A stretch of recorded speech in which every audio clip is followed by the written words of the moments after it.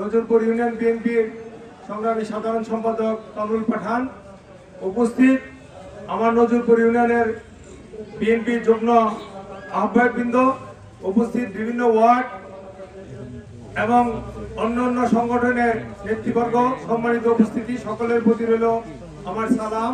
আসসালামু আলাইকুম ওয়া রাহমাতুল্লাহ। আমাদের আজকে যিনি প্রধান অতিথি, তিনি আপনাদের সাথে ভার্চুয়ালে কথা বলার কথা ছিল, কিন্তু ওনার শ্রদ্ধাভাজন বড় ভাই আজকে ইন্তেকাল ফরমাইছেন, এই জন্য উনি কথা বলতে পারে নাই। আমরা যিনি ইন্তেকাল ফরমাইছেন তার আত্মার মাগফিরাত কামনা করি এবং তার জন্য দোয়া করি, আল্লাহ যেন তাকে বেহেশতের সর্বোচ্চ মাকাম দান করে। এই জন্য সকলে আপনারা দোয়া চাই আপনাদের কাছে। সম্মানিত উপস্থিতি, আমার পূর্ববর্তী যারা বক্তা তারা বিস্তারিত কথা বলে গেছে।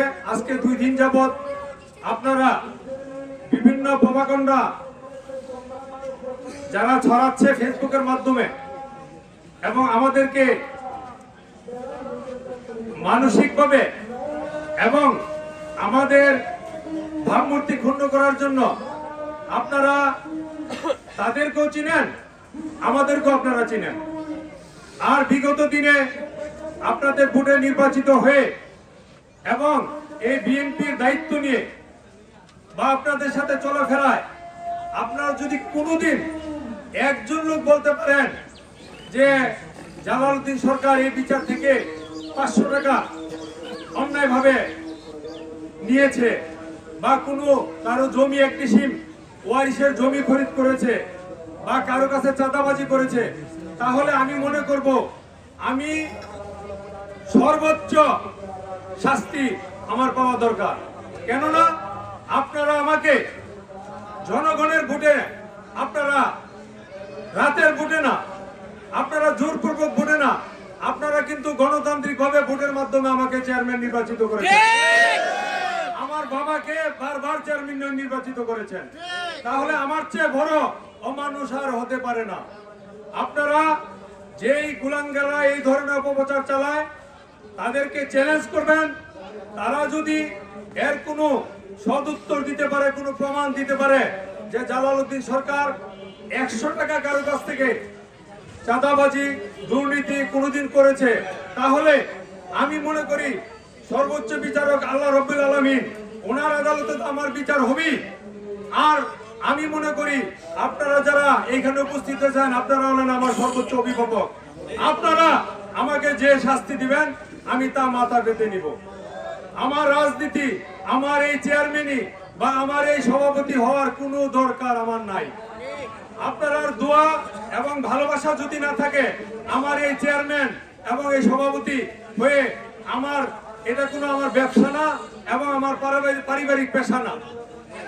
তো তাদের কাছে আপনারা চ্যালেঞ্জ করবেন। চ্যালেঞ্জ করে আপনারা যেইভাবে বলেছেন যে আপনারা যদি তাদের কথা উদ্ধ না করে এবং তারা যদি সঠিক পথে ফিরে না আসে, তাদের প্রতি আপনারা তীব্র প্রতিবাদ এবং নিন্দা জ্ঞাপন করেছেন। এই জন্য আমি এবং আমার পরিবার এবং আমার দল বিএনপির পক্ষ থেকে আপনাদের সকলকে আমি ধন্যবাদ এবং আন্তরিকভাবে কৃতজ্ঞতা জ্ঞাপন করছি। তো সম্মানিত উপস্থিতি, কথা বাড়াবো না, আপনারা ইফতারের সময় খুব সনিকটে। আমাদের আগামী দিনে নির্বাচন, আগামী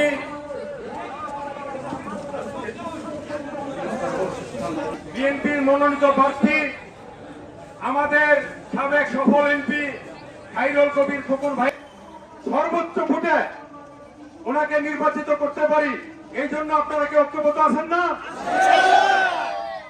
ইনশাআল্লাহ আমাদের এই ঐক্যের জন্য আমাদের যাতে ভাবমূর্তি ক্ষুণ্ণ করতে পারে এই জন্য তারা অপপ্রচার চালাচ্ছে। আপনারা ইউনিয়ন তথা নরসিংদী সদর থেকে খায়রুল কবির খোকন ভাইয়ের লক্ষ ভোটের ব্যবধানে ইনশাআল্লাহ এমপি নির্বাচিত হবে। কোনো অপকল্পনাই আমাদের বিএনপির ভাবমূর্তি পূর্ণ করতে পারবে না। আর আপনারা জানেন যে বিগত 2টা এই স্বৈরাচারী সরকারের ছিল এবং সকলকে দিয়েছে যে আমার জনমত জরিপে জালাল চেয়ারম্যান আমাদের দলের সাথে কোনো পদে না থেকেও উনি আমাদের বিএনপির একজন কর্মী হয়ে সারা বছর কাজ করেছে। ওনার দাদা ছিল